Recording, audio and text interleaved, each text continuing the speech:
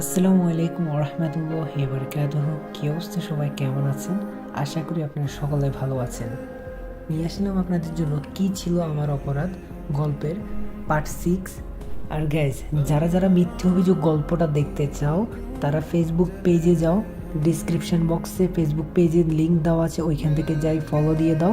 ওইখানে মিথ্যে অভিযোগ গল্পটা পুরোটা আপলোড দেওয়া হবে, তো তাড়াতাড়ি করো। তো ভিডিওটি সবাই লাইক অ্যান্ড শেয়ার করে দিবেন। তো চলুন আর বেশি দেরি না করে এখনই শুরু করে দেওয়া যাক আমাদের আজকের ভিডিও। মেয়েটাকে দেখে আমি অবাক হয়ে যাই, কারণ সে ছিল লিমা। লিমা আমাকে দেখে বলল, কেমন আছিস? সাজিদ তখন বলল, ভালো আছি, তুই কেমন আছিস? লিমা বলল, ভালো।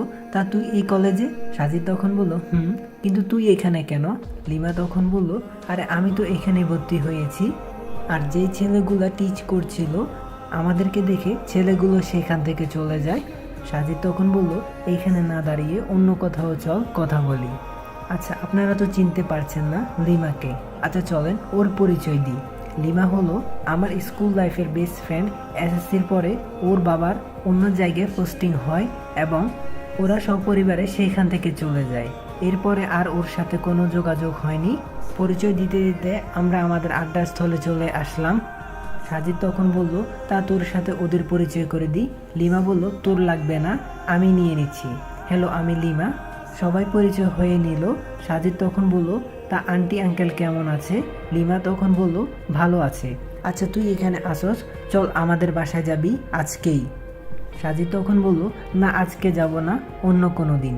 আসলে আগে যখন স্কুলে পড়তাম তখন অনেকবার গিয়েছি ওদের বাসায়, যে কারণে আন্টি আঙ্কেল আমাকে অনেক ভালোভাবেই চেনে। লিমা তখন বলল, আচ্ছা ঠিক আছে। তখন ঘন্টা বাজলো, আমরা ক্লাসে গেলাম। তবে খেয়াল করলাম মেহেদি লিমার দিকে তাকিয়ে আছে। আর আমি চুপি চুপি করে বললাম, কি দেখস? মেহেদি তখন বলল, মামা, ক্রাশ নামক বাঁশ খাইছি। আমি তখন হাসতে লাগলাম। যথারীতি মতো ক্লাস থেকে বের হয়ে এলাম। ও, আপনাদেরকে তো বলাই হয় নাই, রাহাত এবং সামিয়ার হয়ে গেছে, আই মিন রিলেশন। এদিকে রাহাত ও সামিয়া পিছনে কথা বলতে বলতে আসছে। চলেন ওরা কি বলে শুনে আসি। আচ্ছা থাক, অন্যের কথা শোনা ঠিক না। এদিকে আমরা যে যার মতো বাসায় চলে আসলাম। এসে ফ্রেশ হয়ে খেতে বসলাম। তখন শুনলাম অনন্যার খালাতো বোন নাকি আসবে, আজকেই আসবে, তাই আমাকে আনতে যেতে হবে। সেই জন্য আমি আর অনন্যা রেডি হয়ে তাকে আনতে গেলাম বাস স্ট্যান্ডে। আমি আর অনন্যা কিছুক্ষণ ওয়েট করলাম। দেখলাম অনন্যা এগিয়ে যাচ্ছে, তখন বুঝতে পারলাম হয়তো ওর বোন আসছে। আর একটা মেয়েকে দেখা মাত্র অনন্যা তাকে জড়িয়ে ধরলো আর আমার দিকে এগিয়ে আসলো। আমার কাছে এসে মেয়েটি বলল, ওকে। তখন আমি বললাম, আমি ওনাদের বাসার ড্রাইভার। মাহি তখন বলল, ও আচ্ছা। অনন্যার খালাতো বোনের নাম হচ্ছে মাহি। আর হ্যাঁ, আমি অন্যের আশ্রয়ে থাকতে চাইনি, তাই আমি চলে যেতে চেয়েছিলাম, কিন্তু আঙ্কেল বলেছিলেন যে অনন্যা ড্রাইভার হয়ে থাকতে। এর জন্য উনি আমার বেতনও দেয়। কোনো চাকরির জন্য আমিও আর দ্বিমত করিনি, রাজি হয়ে গিয়েছি। এবার বর্তমানে আসি। সাজিদ তখন বলল, আচ্ছা আপনি গাড়িতে ওঠেন। কথাটা বলা মাত্র আমার গালে দুটো থাপ্পড় লাগিয়ে দিল। আমি কিছু না বলে ঠিক নিচের দিকে তাকিয়েছিলাম আর চোখ দিয়ে জল পড়ছিল। মাহি তখন বলল, ওই, আমি কি নিজের হাতে গাড়ির দরজা খুলবো? তুই আমাকে কিভাবে দরজা খুলতে বলিস? আর হ্যাঁ, আমাকে ম্যাডাম বলবি, মনে থাকে যেন। তখন আমি বললাম, আচ্ছা ঠিক আছে। আর অনন্যা স্তব্ধ হয়ে গিয়েছে মাহির ব্যবহারে। সে মাহিকে বলল, এই তোর থেকে বড় ও, আর ওর সাথে ভালো ব্যবহার করবি। মাহি তখন বলল, ইস, ব্যবহার তোর কাছ থেকে শিখতে হবে না, আর আমি ছোট লোকদের দেখতে পারি না। অনন্যা তখন বলল, ভুলে যাস না, সবাই মানুষ। মাহি তখন বলল, তোকে জ্ঞান দিতে হবে না। আর আমি গাড়ির দরজা খুলে দিলাম আর মাহি গিয়ে বসলো। অন্যদিকে অনন্যা আমার পাশে এসে বসলো। তখন মাহি বলল, ওই ড্রাইভারের সাথে তোর এত কিসের দরদ? অনন্যা তখন বলল, কারণ আমি ওকে। মাহি বলল, তুই ওকে কি? অনন্যা মনে মনে ভাবতে থাকলো, এই না না, এসব বলা যাবে না। একটু চুপ থেকে হঠাৎই বলে উঠল, মানুষকে সম্মান দিতে হয়। অন্যদিকে অনন্যা আমাকে বলল, ওর কথায় কিছু মনে করো না, ও একটু এইরকমই। সাজিদ তখন বলল, না ঠিক আছে। আর কেউ কোনো কথা বললাম না। প্রায় 30 মিনিট পরে আমরা বাসায় চলে আসলাম। আর গাড়ি থেকে নেমে গাড়ির পিছনের দরজা খুলে দিলাম। মাহি নেমে গেল আর আমি ওর জিনিসপত্র নিয়ে ওর রুমে গেলাম। রুমে ওর জিনিসপত্র রেখে আমি আমার রুমে চলে আসলাম। এসে ফ্রেশ হলাম। বিকেলে আমি ছাদে গেলাম, গিয়ে দেখি অনন্যা আর মাহি দুজনেই আছে। আমি চলে আসবো এমন সময় পিছন থেকে ডাক দিল মাহি আর বলল, এই ড্রাইভার এদিকে আয়। আমি ওদের কাছে গেলাম। মাহি তখন বলল, তুই এইখানে কেন? তখন আমি বললাম, আপনারা এখানে আছেন আমি তা জানতাম না, না হলে আমি আর আসতাম না। মাহি তখন বলল, নেক্সট টাইম যেন আর কখনো এমন না হয়। তখন আমি বললাম, আচ্ছা আর হবে না। ঠিক তখনই অনন্যা বলে উঠল, ও আসবে না মানে কি? ও এইখানে আসবে তাতে কোনো সমস্যা নেই। সাজিদ আর সেখানে কোনো কথা না বাড়িয়ে সেইখান থেকে চলে আসে। আর এসে ভাবতে থাকলাম, আমাদেরও তো অনেক জমি আছে, তা তো এদের থেকেও অনেক বেশি। আর মাহি আমাকে এত অপমান করছে, সবই আমার কপাল, কিছুই করার নেই। কিছুক্ষণ পরে সন্ধ্যা হয়ে গেল, তাই আমি নামাজ পড়তে বসলাম। রাত্রে আঙ্কেল অফিস থেকে এসে ফ্রেশ হয়ে খাবার খেতে বসলো এবং আমাকে ডেকে পাঠালো। আর আমি আসার পরে মাহি বলল, এই ড্রাইভার আমাদের সাথে খেতে বসবে? ঠিক তখনই আঙ্কেল বলে উঠল, ও তোমার থেকে বড়, সম্মান দিয়ে কথা বলবে। মাহি তখন বলল, আচ্ছা ঠিক আছে। মাহি তখন মনে মনে বলল, তোর জন্য আমাকে অপমান করলো, আমি তোকে ছাড়বো না, আর আমি তোকে এই বাড়ি থেকে তাড়িয়েই ছাড়বো। এভাবে এক সপ্তাহ কেটে গেল, কিন্তু মাহি আমাকে সহ্য করতে পারে না। আর অপরদিকে অনন্যা আমার দিকে অনেকটা দুর্বল হয়ে পড়েছে। পরের দিন কলেজে যাচ্ছিলাম। অনন্যা তখন বলল, আজকে কলেজের ছুটির পর এক জায়গায় যাব। ওর সাথে কথা বলতে বলতে কলেজে চলে আসলাম। যথারীতি মতো প্রতিদিনের মতো আজকে আড্ডা করা হলো না। আমি লিমাকে বললাম, শোন, তোর কি বয়ফ্রেন্ড আছে? লিমা তখন বলল, না নেই, কেন? তখন আমি বললাম, তাহলে তো ভালোই হলো। আর হ্যাঁ, মেহেদি তোকে লাইক করে, তোর কি ওকে ভালো লাগে? লিমা তখন বলল, করা যায়, খারাপ না। আচ্ছা তুই ওকে বলে দিস, আমি রাজি। তারপর ঘন্টা পড়লো, আমরা ক্লাসে চলে গেলাম। আর অনন্যা আমাকে দেখে বলল, ওর সাথে কি কথা বলছিলে? আমি তখন বললাম, একটু ওয়েট করো, জানতে পারবে। অনন্যা একটু অবাক হয়ে যায়, কিন্তু আমি তাকে তাও কিছু বলিনি। আমরা ক্লাস করার পর সবাই বের হতে আমি তখন বলে উঠলাম, আজকে কেউ যাবি না, মেহেদি ট্রিট দিবে। আমার কথা শুনে সবাই খুশি, কিন্তু কেউ জানে না কি কারণে ট্রিট দিবে, এমনকি মেহেদিও জানে না। মেহেদি তখন বলে উঠল, কি কারণে আমি ট্রিট দিব? সবাই বলল, কি কারণ? তখন আমি বললাম, আরে মামা, লিমা রাজি হয়ে গিয়েছে। তখন সবাই এক দৃষ্টিতে তাকিয়ে আছে আমার দিকে, আর দেখলাম লিমা লজ্জায় নিচের দিকে তাকিয়ে আছে। তখন আমি বললাম, আরে এভাবে তাকিয়ে থাকবি নাকি, ট্রিট নিবি? সবাই তখন বলল, আরে অবশ্যই নিব। অন্যদিকে রাহাত বলছে, আজকে তোর পকেট খালি করব, আমার বেলায় মনে আছে? রাহাতের কথা শুনে আমরা সবাই হাসতে থাকলাম। মেহেদি তখন বলল, আমার কপালে আজকে খারাপই আছে। তারপর আমরা একটা রেস্টুরেন্টে গেলাম, যে যার যার মতো খাবার অর্ডার দিলাম। খাবার শেষে মেহেদি বিল দিল, আর আমরা যে যার মতো সবাই বাসায় চলে আসলাম। আর পরের দিন মাহি চলে গেল, আর আমি মনে মনে বলছিলাম, এতদিনে আমার জীবনটা জাহান্নাম করে দিচ্ছে, চলে যাওয়াতে বাঁচলাম। আর এভাবে চলছে আমার জীবন। কলেজে যাওয়া, মাঝে মাঝে ঘুরতে যাওয়া, বাড়িতে মাঝে মাঝে কোনো কাজ করা, দেখতে দেখতে এভাবে 2 মাস চলে যায়। এখন আঙ্কেল আন্টি আমাকে নিজের সন্তানের মতো মনে করেন। যদিও আন্টি প্রথমে একটু আমার দিকে খারাপ নজর দেখতেন, কিন্তু এখন আমাকে অনেক ভালোবাসে। অপরদিকে অনন্যার ভাব দেখে বোঝা যায় সে আমাকে ভালোবাসে, কিন্তু মুখ ফুটে কখনো বলেনি। যদিও আমি ওর প্রতি অনেকটাই দুর্বল হয়ে পড়েছি, কিন্তু তা কখনো বলা যাবে না, কারণ আমার নিজেরই এখন কোনো অস্তিত্ব নেই। সেইখানে ওকে কিভাবে নিব আর কিভাবে বা বলবো? যারা আমার বিপদের সময় আমার পাশে ছিল, যারা আমার খাওয়া থাকা সব করছে, আমি তাদের সাথে কিভাবে এমন করি? এটা কখনোই করা যাবে না। জানি না কপালে কি আছে। যাক, অনেক কথা বলে ফেলেছি, এখন গল্পে ফিরা যাক।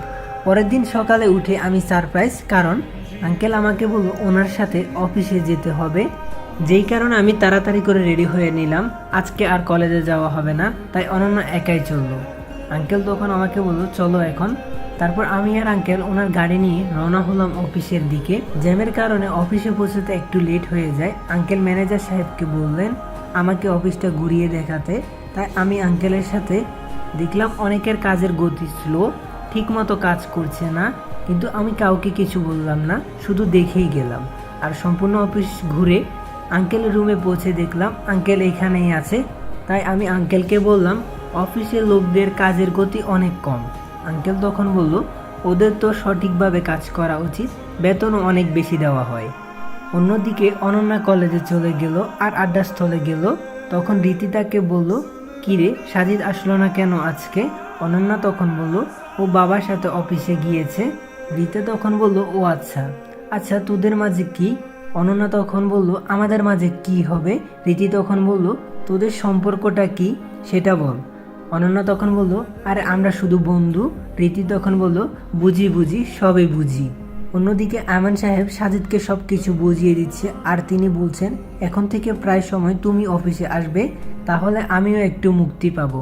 কাজ বুঝিয়ে দেওয়ার পর সাজিদ তার রুমে এসে ভাবতে লাগলো, কর্মচারীরা তো কাজ ঠিক মতো করছে না, এর কারণ কি? না আমাকে খোঁজ নিয়ে দেখতে হবে, আর ঠিক মতো কাজ করলে ব্যবসা আরও উন্নত হবে, না আমাকে এর কিছু একটা করতে হবে। রুম থেকে বের হয়ে এসে তখন আমি বেশ কয়েকজনকে ডেকে নিলাম আর বললাম, আচ্ছা আপনারা আপনাদের কাজ ঠিক মতো করছেন না কেন? কর্মচারীরা আমার কথা শুনে একটু ঘাবড়ে যায়, কিন্তু সাজিদ তখন বলল, ঘাবড়াবেন না, আপনারা আপনাদের মন খুলে কথা বলুন। তখন একজন বলল, আমাদের পরিশ্রম অনেক হয় আর সেই তুলনায় টাকা অনেক কম পায়, আর অন্যান্য ফ্যাক্টরিতে আরও ভালো টাকা দেয়। সাজিদ তখন বলল, আপনারা বেতন কত পান? একজন বলল, 10,000 টাকা। তখন আমি বললাম, আচ্ছা আপনারা চিন্তা করবেন না, আপনারা আপনাদের ন্যায্য মূল্য পাবেন, আপনারা মন দিয়ে কাজ করেন। দেখেন, একটা কাজ যখন করবেন তখন ওই কাজটাকে সম্মান করতে হবে এবং সততার সাথে কাজটা করতে হবে, তাহলে দেখবেন একদিন ইনশাল্লাহ আরও ভালো কিছু পাবেন। সবাই আমার কথা শুনে অনেক খুশি, তারা কাজে লেগে গেল। তবে এখন আমার কাজ করতে হবে। কে তাদের বেতনটা কমিয়ে রেখেছিল? আমি আঙ্কেলের রুমে গেলাম, কারণ আঙ্কেল আমাকে বলেছিল তাদেরকে অনেক টাকা বেতন দেয়। তারপর আমি আঙ্কেলের কাছে গিয়ে সব কিছু খুলে বললাম। তখন আঙ্কেল ম্যানেজার সাহেবকে ডাকলেন আর বললেন, সকল কর্মীদের বেতনের খাতাটা আমার কাছে নিয়ে আসুন। কথাটা শুনে ম্যানেজার ঘাবড়ে যায় আর বলল, আপনার দেখার প্রয়োজন নেই, এগুলো তো আমার কাজ, আমাকে করতে দেন, শুধু শুধু আপনার কষ্ট হবে। আঙ্কেল তখন বলল, আমি তোমাকে আনতে বলছি, নিয়ে আসো। ম্যানেজার বলল, আচ্ছা ঠিক আছে। এই বলে ম্যানেজার চলে গেল আর কিছুক্ষণ পরে আসলো খাতাটা নিয়ে। আঙ্কেল আমাকে বললেন, দেখো তো, আমি মিলিয়ে দেখলাম প্রায় 10 কোটি টাকার মতো হাতিয়ে নিজের নামে করেছে। এইটা দেখার পর আঙ্কেল বলল, আপনাকে চাকরি থেকে বাদ দেওয়া হলো, আর আপনি যে সকল টাকা নিয়েছেন তা কোম্পানির অ্যাকাউন্টে দিয়ে যাবেন, না হলে আপনাকে পুলিশে দিতে বাধ্য হব। এটা বলার পর ম্যানেজার পকেট থেকে কি যেন বের করছে, পরক্ষণে খেয়াল করলাম হাত থেকে রিভলভার আঙ্কেলের দিকে তাক করছে। আঙ্কেলকে যখনই মারতে যাবে আমি আঙ্কেলের টেবিল থেকে গ্লাসটা নিয়ে ম্যানেজারের দিকে ছুঁড়ে মারলাম। তখনই ওর হাত থেকে রিভলভারটা পড়ে গেল আর আমি সেটা হাতে নিয়ে তার দিকে তাক করলাম। এইদিকে আঙ্কেলের ডাকে সিকিউরিটি এসে পড়লো। আঙ্কেল পুলিশকে খবর দিলেন। কিছুক্ষণ পরে পুলিশ আসে এবং তাকে গ্রেপ্তার করা হয়। নিয়ে যাওয়ার আগে আঙ্কেল তার টাকাগুলো অ্যাকাউন্টে নিয়ে নেওয়ার পরে তাড়াতাড়ি করে পুলিশ ম্যানেজারকে নিয়ে চলে গেল। সকল কর্মীরা অবাক হয়ে আছে, কেন পুলিশ আসলো আর কেন বা ম্যানেজারকে পুলিশ ধরে নিয়ে গেল। তখন আমি বললাম, আপনাদের যে ম্যানেজার ছিল সে আপনাদের টাকাগুলো কেটে নিত আর তার অ্যাকাউন্টে জমা করত। এই কথা শুনে সকল কর্মীরা আনন্দে মেতে উঠল।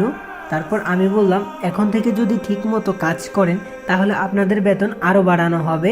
এই কথা শুনে সকল কর্মী একসাথে বলে উঠল, এখন থেকে আমরা আমাদের সর্বোচ্চটা দিয়ে কাজ করব। তাহলে যে যার যার মতো কাজে চলে যান। তখন সবাই যে যার যার মতো কাজ করতে লাগলো। সেই দিনের মতো আমি আর আঙ্কেল অফিস থেকে চলে আসলাম বাসায় আসতে আসতে রাত হয়ে গেল। তাই আমি আর আঙ্কেল ফ্রেশ হয়ে রাতে খাবারের জন্য বসলাম টেবিলে। আঙ্কেল তখন বলল, এখন তো নতুন ম্যানেজার লাগবে। সাজিদ বলল, তখনই আন্টি বলে উঠল, নতুন ম্যানেজার লাগবে মানে আগের জন কই গেল? তখন আঙ্কেল সব কিছু খুলে বললেন। সাজিদ তখন বলে উঠল, পত্রিকায় বিজ্ঞাপন দিয়ে দেন, তাহলে ম্যানেজার পাওয়া যাবে। পরের দিন আঙ্কেল একাই অফিসে গেলেন, কারণ আমি আজকে কলেজে যাব। তাই আমি আর অনন্যা কলেজের উদ্দেশ্যে রওনা হলাম। কলেজ শেষ করে আসার পথে আমি অনন্যাকে বললাম, আজকে একটু পরে বাসায় যাব, চল কোথাও থেকে ফুচকা খেয়ে আসি, তুই তো আবার ফুচকা খুব ভালোবাসিস। অনন্যা তখন বলল, তা ঠিক, কিন্তু তুই হঠাৎ করে এভাবে বললি? সাজিদ তখন বলল, কেন, আমি কি তা বলতে পারি না? অনন্যা তখন বলল, আচ্ছা ঠিক আছে, বাদ দে, চল তাড়াতাড়ি যাই। তারপর ফুচকার দোকানে গেলাম। মামাকে বললাম, মামা 2টা ফুচকা দাও। অনন্যা তখন বলল, না না 2টা না, একটা দাও। সাজিদ বলল, একটা কেন? অনন্যা তখন বলল, একটা আমরা দুইজনে একসাথে খাবো, বুঝিস না কেন গাধা? সাজিদ তখন বলল, তা ঠিক আছে, কিন্তু কেউ দেখলে কি বলবে। অনন্যা তখন বলল, তো কার কি আসে যায়, আমরা একসাথে খাবো। তারপর সাজিদ বলল, আচ্ছা ঠিক আছে মামা, একটাই দেন। একটু পরে মামা ফুচকা হাতে দিল।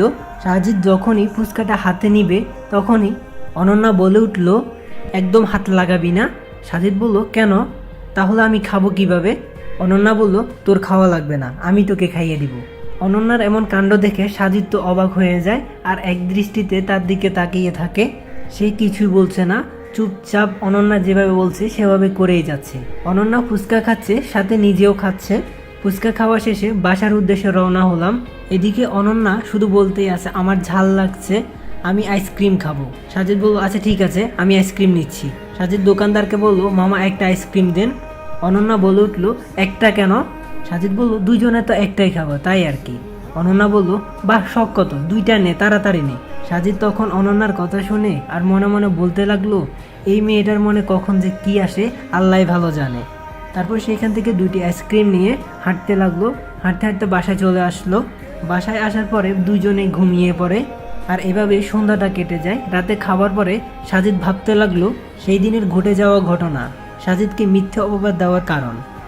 মনে মনে বলছে, ভাইয়া আমার সাথে কেন এমন করলো, আমি তো কিছুই করিনি, যে কারণে আমাকে বাসা থেকে বের করে দিল, তাও আবার কোনো এক মিথ্যা অপবাদে। আমি কি আর কখনো আবার আগের জায়গায় যেতে পারবো না? সারা জীবন কি এভাবে থাকতে হবে কোনো এক মিথ্যা অপবাদ নিয়ে? কি ছিল আমার অপরাধ? এটা চিন্তা করে চোখে জল চলে আসলো। চোখ এটাও বিশ্বাসঘাতক হয়ে গেছে। কান্না করতে না চাইলেও এখন জল চলে আসে। এদিকে অনেক দিন হয়ে গেল মায়ের সম্পর্কে কিছু জানি না, তাই আমি আমার চাচাতো ভাইকে কল করার সিদ্ধান্ত নিলাম। যার সাথে কথা বলতে গিয়ে প্রথমে অনন্যা শুনে ফেলেছিল। তারপর আমি ফোন করলাম, অপেক্ষা করতে থাকলাম কখন ফোনটা রিসিভ করবে। কিছুক্ষণ পরে দেখি ফোনটা রিসিভ করলো। আমি বললাম, কেমন আছিস? আরাফাত বলল, ভালো আছি, কিন্তু আপনাকে তো চিনতে পারলাম না। না চিনারই কথা, কারণ এটা আমার নতুন নাম্বার। তখন আমি বললাম, আমি সাজিদ, শোন মা কেমন আছে? আরাফাত বলল, তেমন ভালো না, তোর কথা অনেক বলে, তবে শোন, তোর এই ব্যাপারে বাহিরে কেউ জানে না। যদি কেউ তোর কথা জিজ্ঞেস করে তাহলে কোনো একটা কিছু বলে দেয়।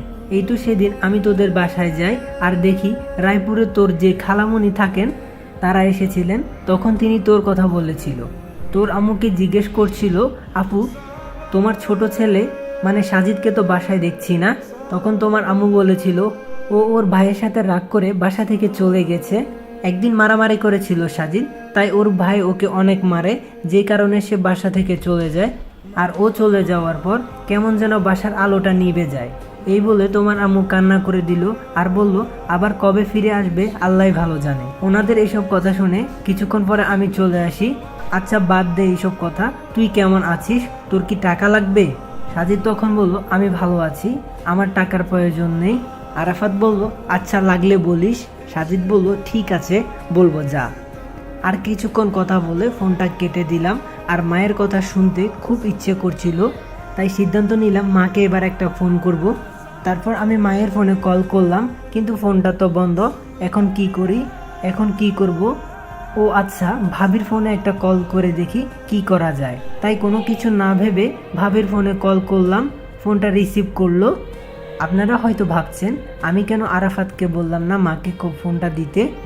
তারও কারণ আছে, কারণ আরাফাতরা নতুন বাড়ি করে অন্য জায়গায় চলে গিয়েছিল। কলটা রিসিভ করা মাত্রই আমি বলে উঠলাম, হ্যালো, কেমন আছেন ভাবি? আমার কণ্ঠ শুনে ভাবি বুঝতে পারলো আমি সাজিদ আর বলল, কে সাজিদ? আমি ভালো আছি, তুমি কেমন আছো? আমি তখন বললাম, ভালো আছি। মা কই? মার কাছে কলটা একটু দেওয়া যাবে? মার কথা খুব শুনতে ইচ্ছে করছে। আর ভাইয়া কেমন আছে? ভাইয়া কোথায়? ভাবি বলল, তোমার ভাই বাড়িতে নেই, বন্ধুদের সাথে ঘুরতে গেছে। আর হ্যাঁ, মা এখানে আছে, কথা বলো। মা বলতে লাগলো, কে ফোন করেছে? ভাবি বলল, দেখেন কে ফোন করেছে। তখনই আমি বলে উঠলাম, কেমন আছো মা? মা আমার কণ্ঠ শুনে বলল, কে সাজিদ? এই বলে আম্মু কান্না করে দিল। মায়ের এমন কান্না শুনে আমার চোখ দিয়ে পানি চলে আসলো। মা তখন বলতে লাগলো, বাবা তোকে ছাড়া আমি ভালো নেই, তুই চলে আয় না। তুই কই আছিস বল, আমি তোকে ওইখান থেকে নিয়ে আসব। তখন আমি বললাম, না আম্মু, যে অপবাদ নিয়ে আমি বাড়ি থেকে এসেছি তা মিথ্যা প্রমাণ করা পর্যন্ত আমি আসব না। তবে চিন্তা করো না, আমি ভালো আছি মা। আর বেশি কিছুক্ষণ কথা বলতে পারলাম না, কারণ আর কিছু সময় কথা বললে আমি নিজেকে কন্ট্রোল করতে পারতাম না। সেই দিনের মতো কথা শেষ করে ঘুমিয়ে গেলাম। পরের দিন আমি কলেজে না গিয়ে আঙ্কেলের সাথে অফিসে গেলাম।